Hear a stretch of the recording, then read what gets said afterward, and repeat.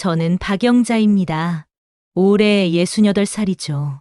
평생 아이들을 가르치며 살았습니다. 초등학교 교사로 30년을 일했어요. 남편은 5년 전에 지병으로 세상을 떠났죠. 딸 하나가 있습니다. 주희라고 해요. 40살이 된 부동산 컨설턴트죠. 자위는 한기석이라고 부릅니다. 45살인데 예전엔 보험 설계사였다가 지금은 사업을 한다고 하네요. 그날 밤, 아니 새벽이었을까요? 시계를 보니 3시였습니다. 무언가 이상한 소리에 잠이 깼어요. 똑똑똑. 누군가 문을 두드리는 소리였습니다. 이런 시간에 누가 올까 싶어 귀를 기울였죠. 선생님, 선생님. 급한 목소리가 들려왔습니다. 1층에 새들어 사는 이성훈 씨 목소리였어요. 27살 된 대학원생인데 고시 준비를 하면서 아르바이트로 생계를 꾸리고 있어요. 조용하고 예의 바른 청년입니다. 성훈아, 무슨 일이야? 문 너머로 물었습니다. 그런데 성훈 씨 목소리가 많이 떨리고 있었어요.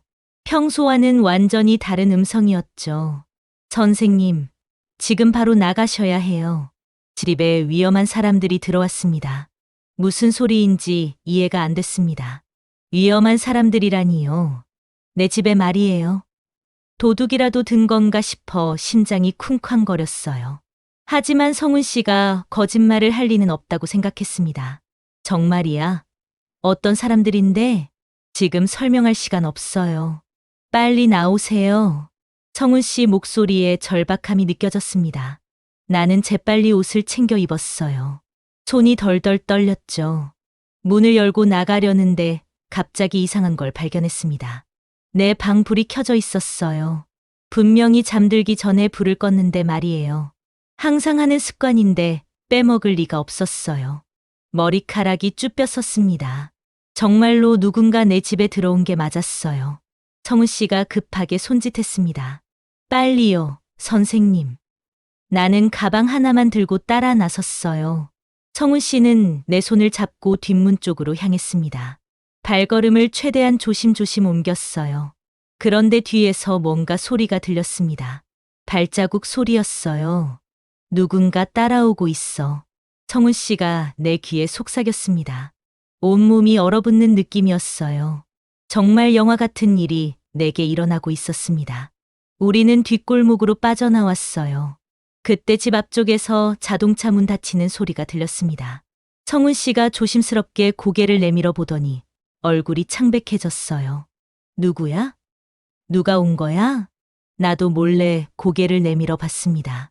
검은색 승용차 한 대가 내 집 앞에 서 있었어요. 그 차에서 2사람이 내리고 있었습니다.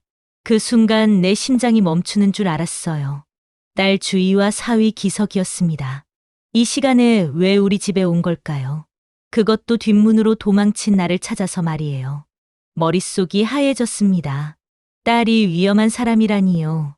믿을 수가 없었어요. 성훈 씨가 내 팔을 잡았습니다.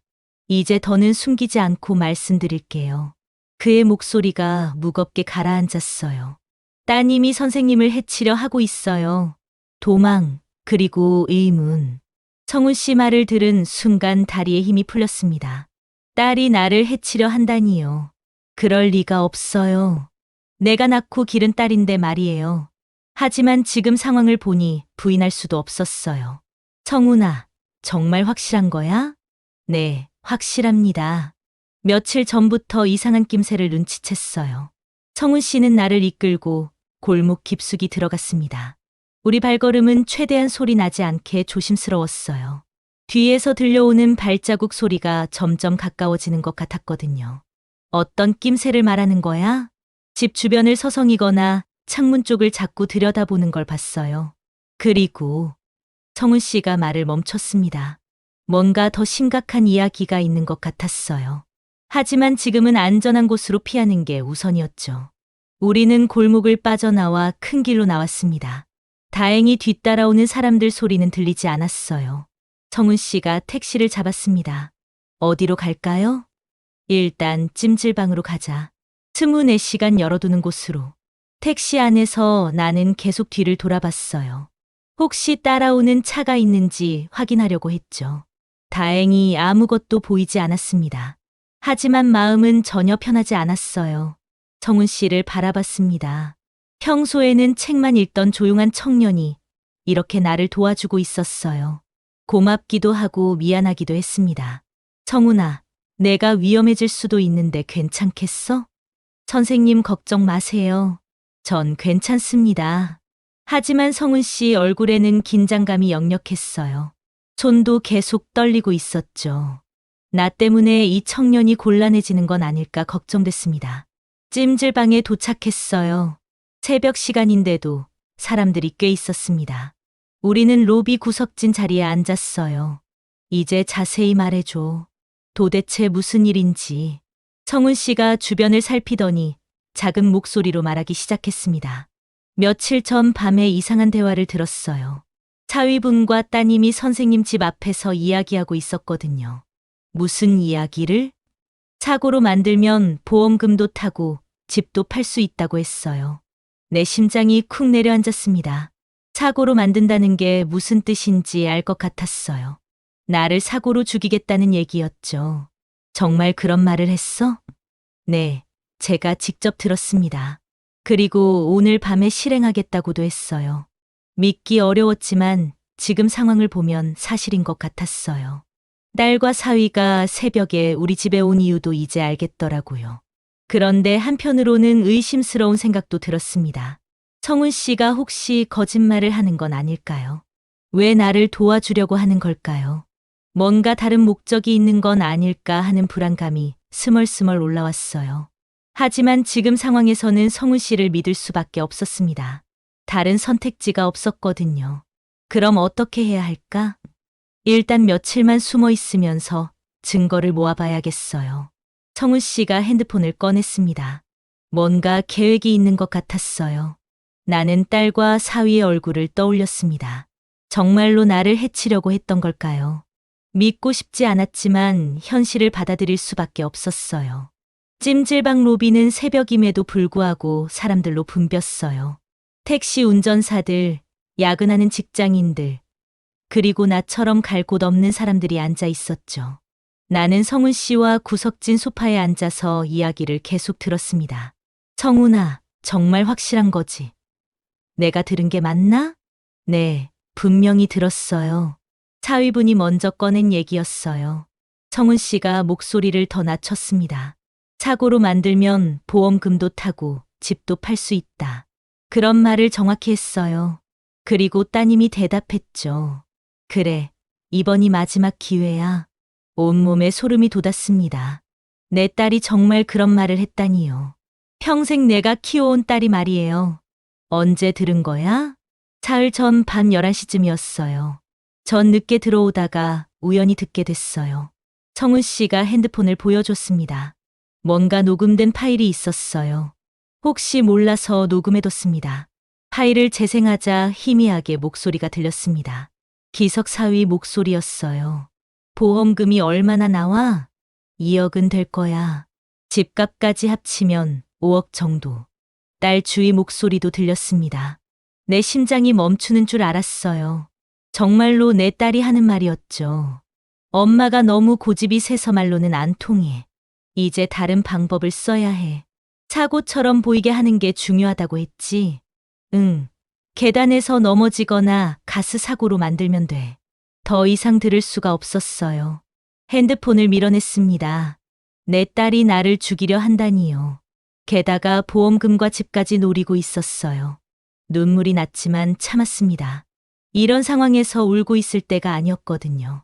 성훈아, 그런데 내가 왜 나를 도와주려고 하는 거야? 갑자기 의심스러운 생각이 들었어요. 성훈 씨가 혹시 거짓말을 하는 건 아닐까요? 나를 속여서 뭔가 얻으려고 하는 건 아닐까 하는 불안감이 스멀스멀 올라왔습니다. 선생님이 늘 잘해주셨잖아요. 전세금 못 낼 때도 기다려주시고, 아플 때는 죽까지 끓여주시고. 성훈 씨 말이 맞았어요. 나는 이 청년을 아들처럼 생각해왔어요. 공부하느라 고생하는 모습이 안쓰러워서 이것저것 챙겨주곤 했죠. 그래도 위험할 텐데 괜찮겠어? 선생님부터 안전하게 해야죠. 지금 집에 가시면 안 됩니다. 나는 핸드폰을 꺼냈어요. 딸한테서 온 문자가 여러 개 있었습니다. 엄마, 어디 가셨어요? 집에 아무도 없네요. 혹시 무슨 일 있으신 건 아니죠? 평소와 다름없는 다정한 문자였어요. 하지만 이제는 이 문자들이 소름 끼치게 느껴졌습니다. 겉으로는 걱정하는 척 하면서 속으로는 나를 죽이려고 했던 거니까요. 답장 보내지 마세요. 위치 추적당할 수 있어요. 성훈 씨가 말했습니다. 나는 핸드폰 전원을 껐어요. 이제 정말로 딸과 사위로부터 숨어야 했습니다. 그럼 앞으로 어떻게 해야 할까? 증거를 더 모아야 해요. 그리고 경찰에 신고해야죠. 경찰에 신고한다니요. 내 딸을 경찰에 신고해야 한다니 마음이 찢어질 것 같았어요. 하지만 살기 위해서는 어쩔 수 없었습니다. 로비에 앉아 있는 다른 사람들을 봤어요. 모두 각자의 사정으로 이곳에 있는 것 같았죠. 나도 이제 그들 중 하나가 됐습니다. 집도 없고 갈 곳도 없는 사람이 된 거예요. 하지만 포기할 수는 없었습니다. 아직 살아있으니까요. 찜질방 의자에 앉아 있으니 과거가 주마등처럼 지나갔습니다. 딸 주희와의 추억들이 하나씩 떠올랐어요. 언제부터 이렇게 됐을까 하는 생각이 들었죠. 주희는 어릴 때부터 똑똑했어요. 공부도 잘했고 말도 잘했죠. 대학교도 좋은 곳에 갔고 취업도 잘했습니다. 나와 남편은 딸이 자랑스러웠어요. 결혼도 잘했다고 생각했습니다. 기석이가 보험 설계사였는데 성실하고 예의 바른 사람 같았거든요. 주희도 행복해 보였고요. 하지만 남편이 돌아가신 후부터 뭔가 달라지기 시작했어요. 엄마, 혼자 있으면 위험해. 우리랑 같이 살자. 주희가 그렇게 제안했을 때 나는 기뻤어요. 딸이 나를 생각해 주는구나 싶었죠. 하지만 지금 생각해 보니 그때부터 계획이 시작된 것 같아요. 함께 살기 시작한 후 주희는 계속 이상한 제안을 했습니다. 엄마, 이 집 너무 크지 않아? 팔고 작은 곳으로 이사 가면 어때? 요양원도 요즘은 괜찮다던데. 거기서 또래들이랑 지내면 덜 외롭지 않을까? 처음에는 내 걱정을 해서 하는 말인 줄 알았어요. 하지만 점점 강요하는 식으로 변했죠. 엄마 고집이 너무 세. 합리적으로 생각해봐. 이런 식으로 살면 우리도 힘들어. 나는 평생 모은 돈과 집을 지키고 싶었어요. 남편과 함께 일궈낸 소중한 재산이었거든요. 그런데 딸은 그걸 이해하지 못했습니다. 남편 장례식 때 일도 생각났어요. 기석이가 보험 절차를 도와준다고 했었죠. 그런데 지금 생각해보니 그때도 뭔가 이상했어요. 아버님 보험금이 생각보다 적게 나왔네요. 서류에 문제가 있었나 봅니다. 기석이가 그렇게 말했을 때 나는 별로 신경 쓰지 않았어요. 돈보다는 남편을 잃은 슬픔이 더 컸으니까요. 하지만 지금 보니 그때도 뭔가 수상한 일이 있었던 것 같아요. 주희와 기석이 점점 노골적으로 변했습니다. 엄마, 언제까지 그 집에 매달릴 거야? 우리도 살아야 한다고. 아이들 교육비도 만만치 않아. 딸은 한때 다정했지만 점점 냉혹해져 갔어요. 내가 말을 안 들으면 며칠씩 연락을 끊기도 했죠. 그럴 때마다 나는 혼자서 울었습니다. 내가 뭔가 잘못했나? 그런 생각을 수없이 했어요. 하지만 내 재산을 지키는 게 그렇게 큰 죄는 아니라고 생각했죠. 성훈 씨가 물을 가져왔습니다. 선생님, 괜찮으세요? 응, 괜찮아. 그냥 옛날 생각이 나서. 힘드시겠지만 이겨내셔야 해요. 나는 물을 마시면서 생각했어요. 언제부터 딸이 이렇게 변했을까요? 돈 때문에 가족이 원수가 될 수 있구나 하는 생각이 들었습니다. 그런데 한 가지 이상한 건 성훈 씨였어요. 왜 이렇게 나를 도와주려고 하는 걸까요? 정말 그냥 고마워서 하는 일일까 하는 의심이 또 들었습니다. 하지만 지금은 성훈 씨를 믿을 수밖에 없었어요. 다른 선택지가 없었으니까요. 새벽 시간이 지나가고 있었습니다. 곧 해가 뜰 거예요. 하지만 나는 집으로 돌아갈 수 없었습니다. 내 집이 이제는 가장 위험한 곳이 됐으니까요. 새벽 5시가 넘어가니 찜질방에도 사람이 많이 줄었어요. 나와 성훈 씨는 여전히 로비 구석에 앉아 있었습니다. 성훈 씨가 노트북을 꺼내더니 뭔가를 찾기 시작했어요. 선생님, 사위분에 대해 조사해 봤어요. 뭘 조사했는데? 사업 관련해서 찾아봤는데 상황이 심각해 보여요. 성훈 씨가 화면을 돌려서 보여줬습니다. 기석이의 회사 정보가 나와 있었어요. 작년에 부동산 투자로 큰 손실을 봤대요. 빚이 4억 정도 된다고 하네요. 4억이라니요. 상상도 할 수 없는 큰 돈이었어요. 그래서 내 집과 보험금을 노린 거니구나 싶었죠. 그리고 더 심각한 건 이거예요. 성훈 씨가 다른 페이지를 보여줬습니다. 법정 공고 같은 것이었어요. 채권자들이 독촉하고 있어요. 이달 말까지 갚지 못하면 파산 절차에 들어간다고 하네요. 그래서 그렇게 급했던 거구나. 나를 빨리 없애야 돈을 구할 수 있으니까 말이에요. 성훈아, 그런데 내가 어떻게 이런 걸 다 찾아낸 거야? 전 법학과 대학원생이라서 이런 자료 찾는 법을 알아요. 그제야 성훈 씨가 왜 이렇게 도움이 되는지 이해가 됐어요. 법을 공부하는 사람이니까 이런 상황에 대처하는 방법을 아는 거였죠. 그런데 더 충격적인 게 있어요. 성훈 씨가 목소리를 더 낮췄습니다. 아버님 돌아가실 때 보험금 처리도 사위분이 했다고 하셨죠? 응, 그렇다고 했어. 그때도 뭔가 이상했을 것 같은데요. 혹시 기억나시는 게 있어요? 생각해보니 정말로 이상한 점이 있었어요. 남편 보험금이 예상보다 훨씬 적게 나왔거든요. 그때 기석이가 서류에 문제가 있었다고 했어. 정말 서류 문제였을까요?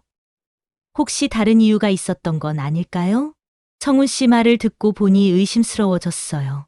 혹시 그때도 기석이가 뭔가를 조작한 건 아닐까요? 보험회사에 문의해보면 알 수 있을 텐데. 지금은 그것보다 선생님 안전이 우선이에요. 맞는 말이었어요. 과거 일은 나중에 알아봐도 되고, 지금은 살아남는 게 중요했죠. 그런데 주희도 이 모든 걸 알고 있는 거겠지? 당연히 알고 있을 거예요.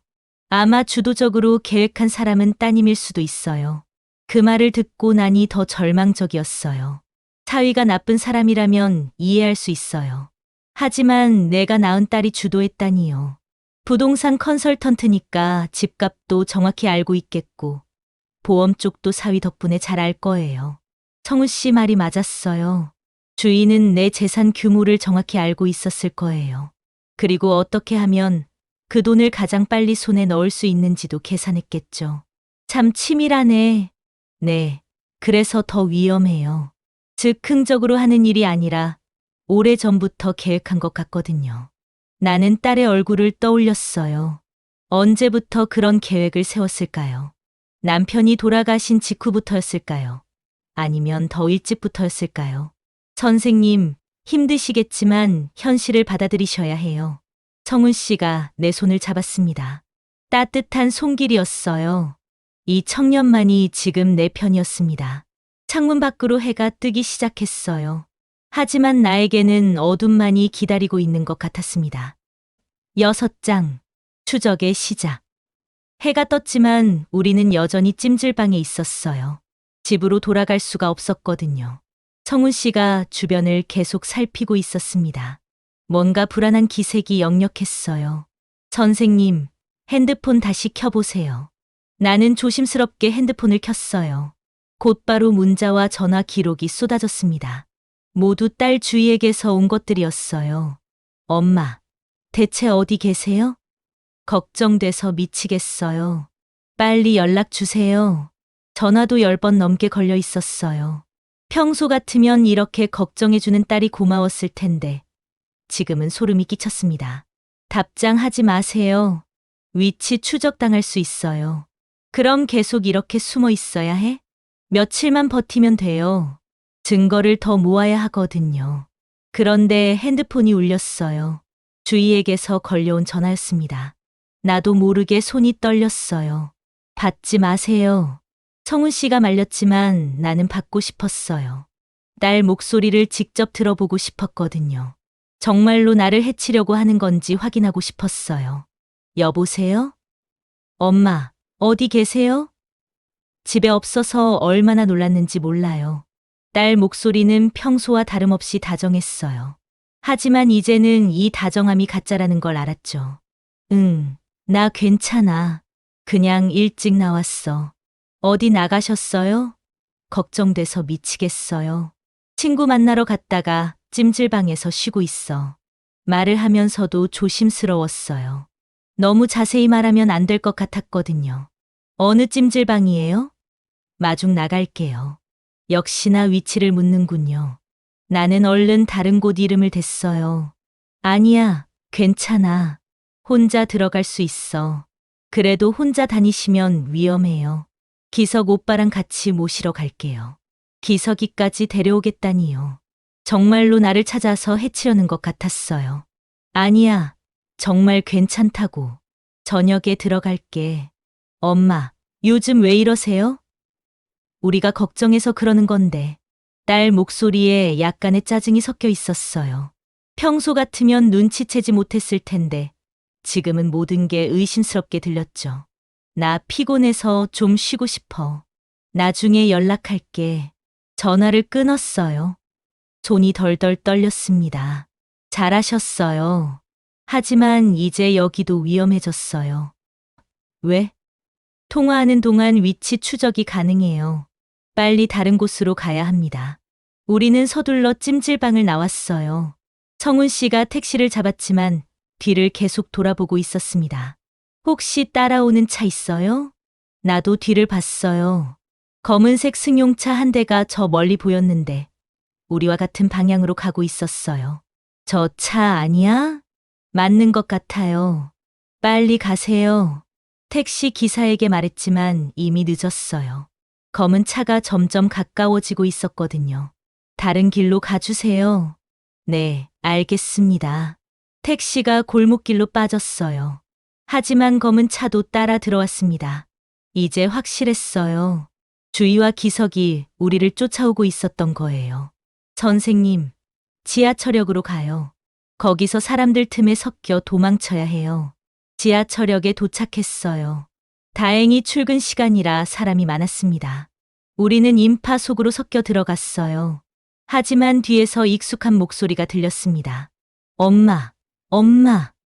주희 목소리였어요. 정말로 찾아온 거였습니다. 빨리 가요. 성훈 씨가 내 손을 잡고 뛰기 시작했어요. 지하철이 마침 들어오고 있었죠. 우리는 가까스로 전동차에 올라탔습니다. 문이 닫히면서 플랫폼에 선 주희와 기석을 봤어요. 딸의 얼굴이 일그러져 있었습니다. 평소 다정한 표정과는 전혀 달랐어요.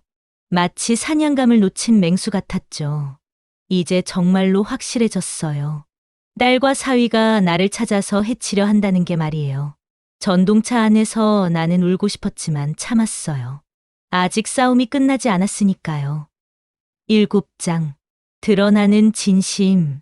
지하철을 몇 번 갈아타면서 우리는 시내 중심가로 나왔어요. 사람이 많은 곳이 안전할 거라고 성훈 씨가 말했거든요.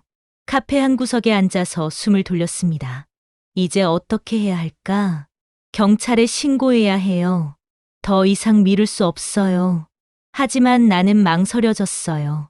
내 딸을 경찰에 신고한다는 게 쉽지 않았거든요. 그래도 한 번만 더 기회를 줘보고 싶어. 직접 만나서 이야기해보면 어떨까? 너무 위험해요. 선생님이 다치실 수 있어요. 그래도 내가 낳은 딸인데 정말로 나를 해치려고 했는지 확인해보고 싶어. 성훈 씨가 한참 고민하더니 말했어요. 그럼 공개된 장소에서 만나세요. 카페나 식당 같은 곳에서요. 나는 주희에게 문자를 보냈어요. 시내 백화점 카페에서 만나자고 했죠. 주희는 곧바로 답장을 보냈습니다. 알겠어요. 30분 후에 갈게요. 성훈 씨와 함께 미리 카페에 도착했어요. 사람이 많은 자리를 골라 앉았습니다. 혹시 모를 상황에 대비해서 성훈 씨는 다른 테이블에 앉았어요. 주희가 들어왔어요.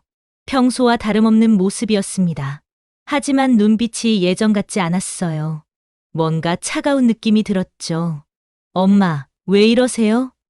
얼마나 걱정했는지 몰라요. 딸이 앉으면서 말했어요. 여전히 다정한 목소리였지만 가짜라는 걸 이제는 알았어요. 주희야, 나한테 할 말 없어? 무슨 말씀이세요? 정말 모르겠어. 새벽에 우리 집에 왜 온 거야? 주희 얼굴이 순간 굳었어요. 하지만 곧 원래 표정으로 돌아왔죠. 엄마가 안 계셔서 걱정돼서 간 거예요. 기석이랑 같이? 네, 기석 오빠도 걱정해서요. 거짓말이었어요. 새벽 3시에 걱정해서 온다는 게 말이 안 됐거든요. 주희야, 엄마한테 솔직하게 말해봐. 너 정말 나를 죽이려 했니? 순간 주희 얼굴이 확 변했어요. 더 이상 가면을 쓸 필요가 없다는 듯이 차가운 표정이 됐죠. 엄마가 뭘 알고 계시는 거예요? 다 알아. 내가 기석이랑 무슨 계획을 세웠는지 다 들었어. 주희가 한숨을 쉬었어요. 그리고는 눈물을 글썽이기 시작했습니다. 엄마, 전 정말 엄마를 위해서 그런 거였어요. 나를 위해서 나를 죽이려고 했다고? 엄마 혼자 있으면 위험하잖아요. 나이도 많으시고, 건강도 안 좋으시고, 말도 안 되는 소리였어요. 하지만 주인은 계속 그런 식으로 변명했죠. 그래서 편안하게 보내드리려고 했어요. 고통 없이요. 소름이 끼쳤어요.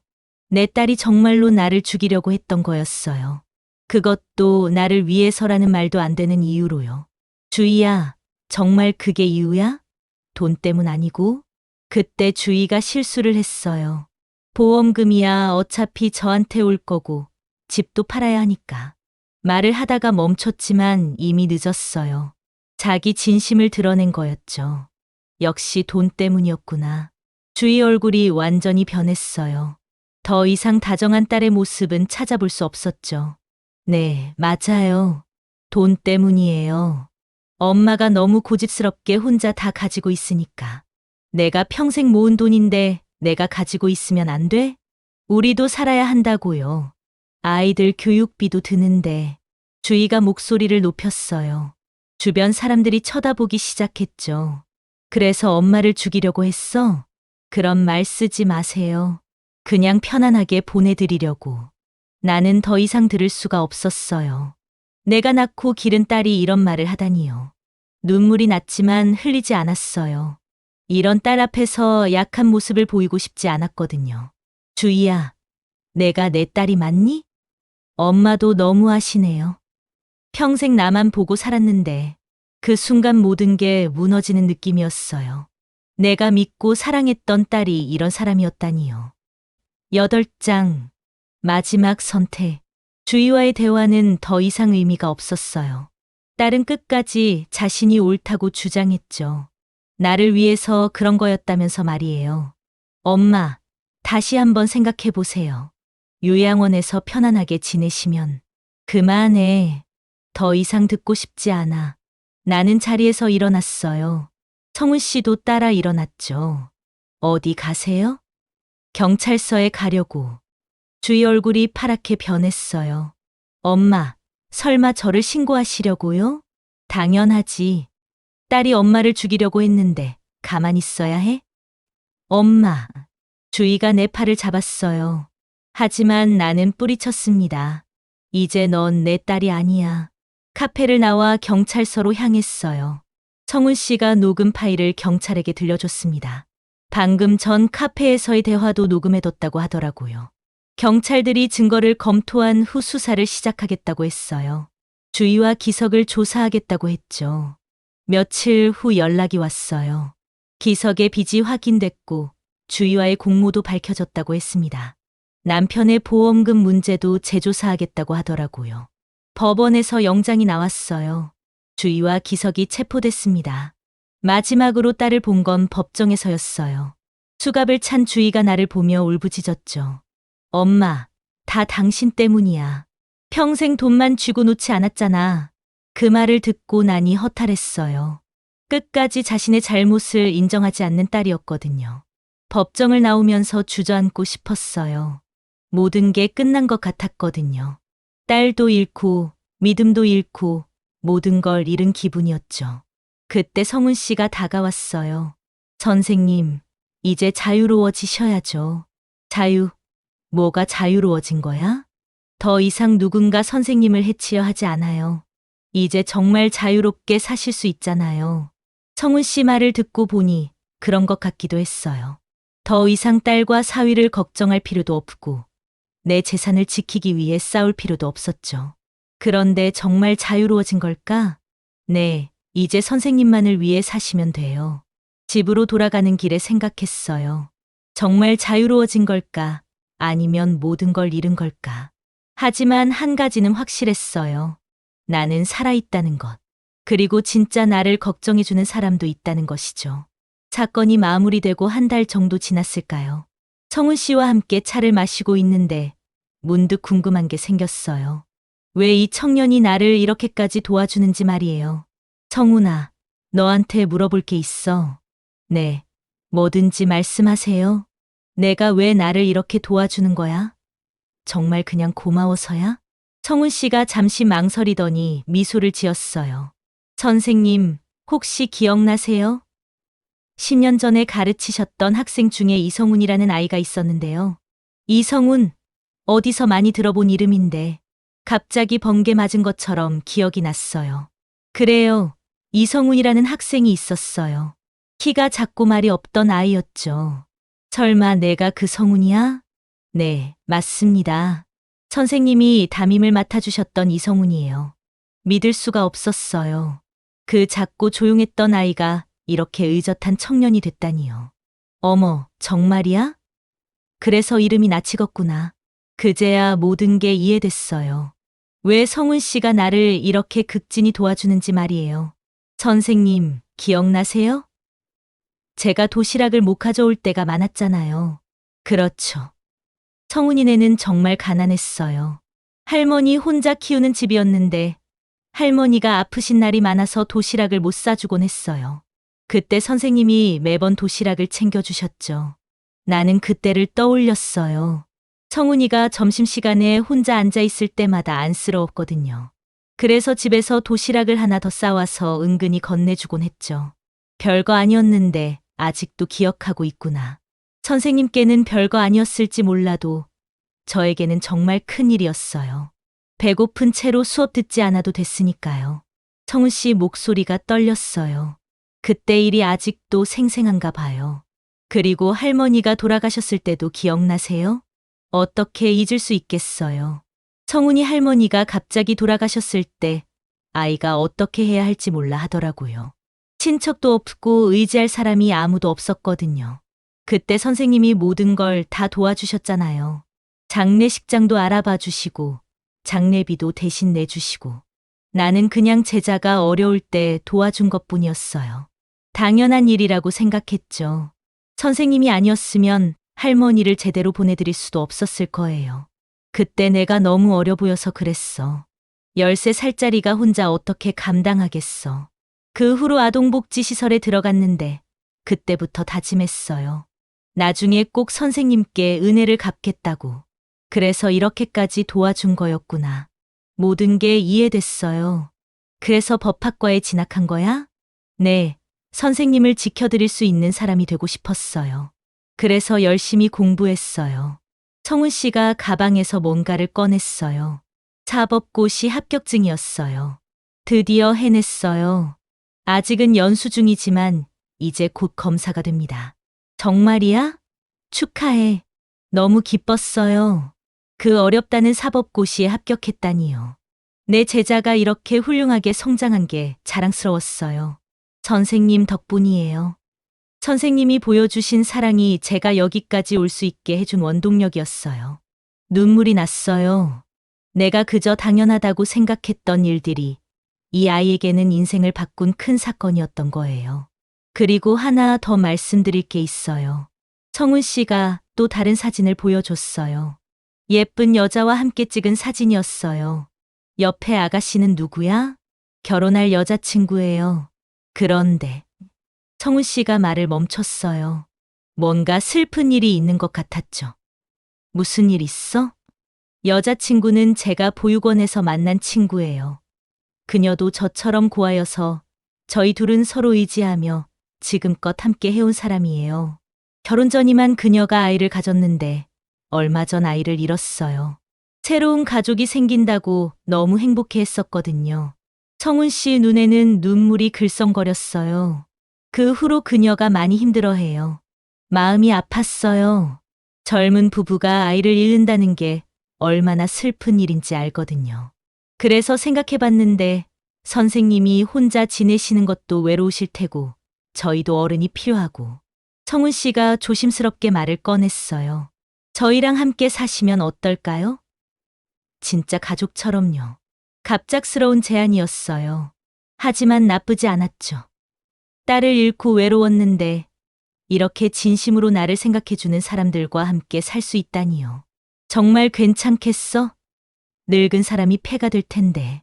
무슨 말씀이세요? 저희가 선생님을 모시고 싶은 거예요.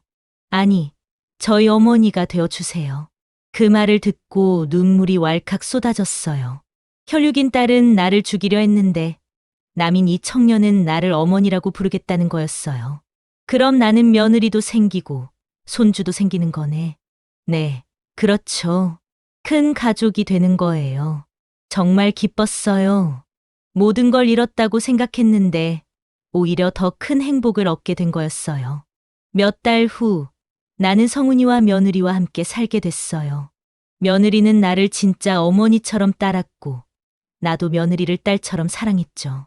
그리고 1년 후 손주까지 생겼어요. 이쁜 딸이었어요. 성훈이가 그 아이 이름을 지을 때 물어봤어요. 선생님, 이름 하나 지어주세요. 내가? 네, 할머니가 지어주세요. 나는 은혜라는 이름을 지어줬어요. 서로에게 은혜가 되자는 뜻으로요. 이제 나는 정말 행복합니다. 혈육인 딸은 잃었지만 마음으로 맺어진 진짜 가족을 얻었거든요. 가끔 생각해요. 만약 그때 성훈이에게 도시락을 주지 않았다면 어떻게 됐을까 하고요. 작은 친절이 이렇게 큰 보답으로 돌아올 줄 누가 알았겠어요. 인생은 정말 모르는 거구나 싶어요. 성훈이는 이제 촉망받는 검사가 됐고 며느리는 다시 아이를 가졌어요. 우리 가족은 날마다 행복하답니다.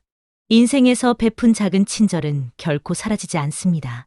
때로는 몇십 년이 지나 예상치 못한 형태로 우리에게 돌아오기도 하죠. 진정한 가족은 혈연으로만 만들어지는 것이 아닙니다. 진심과 사랑으로 맺어진 인연이 더 깊고 따뜻한 가족을 만들어냅니다. 어려운 순간에도 포기하지 않고 선한 마음을 잃지 않는다면 인생은 반드시 우리에게 더 큰 행복을 선물해 줄 것입니다. 오늘 우리가 베푸는 작은 친절이 누군가의 인생을 바꾸고 언젠가는 우리 자신에게도 큰 위로가 되어 돌아올 수 있음을 기억해야 합니다. 이번 사연이 마음에 드셨다면 좋아요와 구독 버튼 부탁드립니다. 알림 설정도 해두시면 새 영상이 올라올 때마다 제일 먼저 시청하실 수 있습니다. 혹시 이 이야기 어디에서 듣고 계신가요? 계신 지역이나 장소를 댓글로 남겨주시면 감사한 마음으로 반갑게 인사드릴게요. 고맙습니다.